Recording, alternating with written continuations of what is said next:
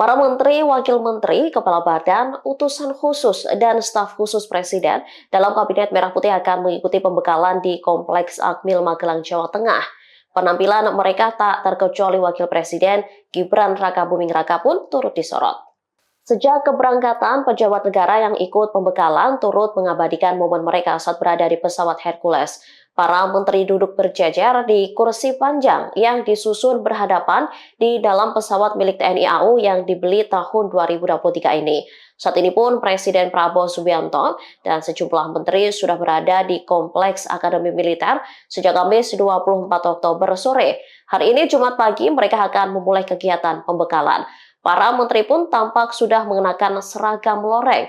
Momen ini turut dibagikan oleh Wakil Menteri Lingkungan Hidup atau Wakil Kepala Badan Pengendalian Lingkungan Hidup, Dias Hendro Priyono. Dalam unggahan di Instagram pribadinya, Dias dan sejumlah menteri terlihat duduk di sebuah kendaraan. Ia juga berpose dengan Wakil Presiden Gibran.